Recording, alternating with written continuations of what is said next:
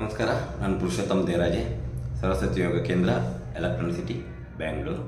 ಇವತ್ತಿನ ವಿಡಿಯೋದಲ್ಲಿ ನಾನು ಲೋವರ್ ಬ್ಯಾಕ್ ಪೇಯ್ನ್ ಬಗ್ಗೆ ಒಂದು ಆಸನವನ್ನು ಹೇಳ್ಕೊಡ್ತಾ ಇದ್ದೀನಿ. ನನಗೆ ತುಂಬ ಜನ ಮೆಸೇಜ್ ಮಾಡಿ ಅಥವಾ ಕಾಲ್ ಮಾಡಿ ಕೇಳಿದ್ದಾರೆ ಲೋವರ್ ಬ್ಯಾಕ್ ಪೇಯ್ನಿಗೆ ಯಾವ ಆಸನ ಮಾಡಬೇಕು ಅಂತ. ಸೊ ಸಿಂಪಲ್ ಒಂದು ಟಿಪ್ಸ್ ಇದೆ, ಸಿಂಪಲ್ ಒಂದು ಆಸನವನ್ನು ನಾನು ಹೇಳ್ಕೊಡ್ತಾ ಇದ್ದೀನಿ.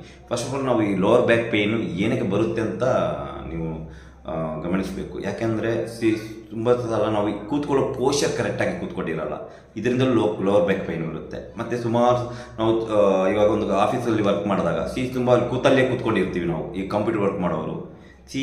ಆವಾಗ ಏನಾಗುತ್ತೆ, ನಿಮಗೆ ಲೋವರ್ ಬ್ಯಾಕ್ ಪೇಯ್ನು ನಿಮಗೆ ಜಾಸ್ತಿ ಕೂತಲ್ಲೇ ಜಾಸ್ತಿ ಕೂತ್ಕೊಂಡಿದ್ದಾಗ ನಿಮಗೆ ಲೋವರ್ ಬ್ಯಾಕ್ ಪೇಯ್ನ್ ಬರುತ್ತೆ. ಆಮೇಲೆ ತುಂಬ ತೂಕ ಹೆಚ್ಚಾಗಿರುವವರು, ಇದರಿಂದಲೂ ನಾವು ಬ್ಯಾಕ್ ಪೇಯ್ನ್ ಬರುತ್ತೆ. ಮತ್ತು ನಾವು ವ್ಯಾಯಾಮ ಮಾಡಲ್ಲ, ಸೊ ನಮಗೆ ಆ ಟೆನ್ಷನ್ಗಳು ಇರುತ್ತೆ, ಆ ಟೆನ್ಷನ್ಗಳಿಂದಲೂ ನಿಮ್ಗೆ ಲೋವರ್ ಬ್ಯಾಕ್ ಪೇಯ್ನ್ ಬರುತ್ತೆ.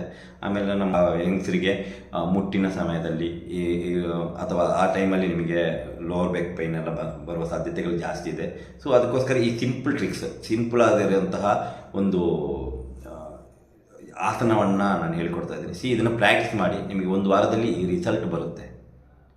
ನಿಮಗೆ ಇದು ಯೂಸ್ ಆಗಿದೆ ಅಥವಾ ರಿಸಲ್ಟು ಚೆನ್ನಾಗಿ ಬಂತು ಅಂದರೆ ನೀವು ಕಮೆಂಟ್ ಮುಖಾಂತರ ತಿಳಿಸ್ಬೋದು. ನೋಡಿ, ಇವತ್ತು ನಾನು ಲೋವರ್ ಬ್ಯಾಕ್ ಪೇಯ್ನಿಗೆ ನಾನೊಂದು ಆಸನ ಹೇಳ್ಕೊಡ್ತಾ ಇದ್ದೀನಿ. ಸೊ ಇದು ನಿಮಗೆ ವರ್ಕೌಟ್ ಆಗುತ್ತೆ. ಸೊ ನೀವು ಯಾರ್ಯಾರು ಲೋವರ್ ಬ್ಯಾಕ್ ಪೇಯ್ನ್ ಇದೆಯೋ ಇದನ್ನು ಪ್ರಾಕ್ಟೀಸ್ ಮಾಡಿ ನೋಡಿ.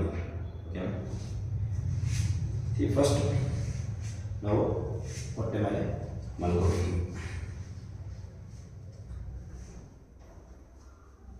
ಆಮೇಲೆ ನಿಧಾನಕ್ಕೆ ಎರಡು ಕೈನ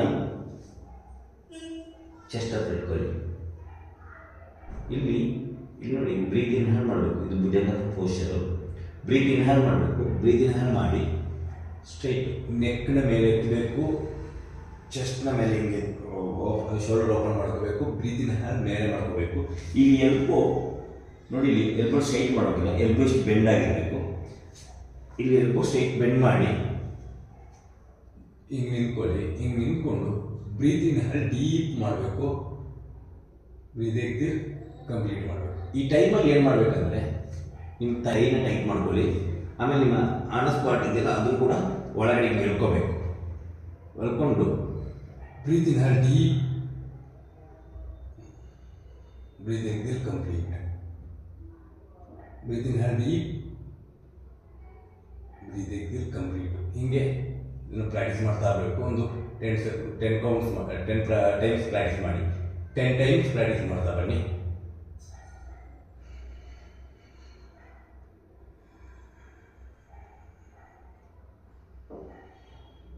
ಇದನ್ನು ಮಾಡ್ತಾ ನೀವು ಎಲ್ಲಿ ಲೋವರ್ ಬ್ಯಾಕಲ್ಲಿ ಎಲ್ಲಿ ಪೇಯ್ನ್ ಬರ್ತಾ ಇದೆಯೋ ಆ ಭಾಗನ ನೀವು ಫೋಕಸ್ ಮಾಡಬೇಕು.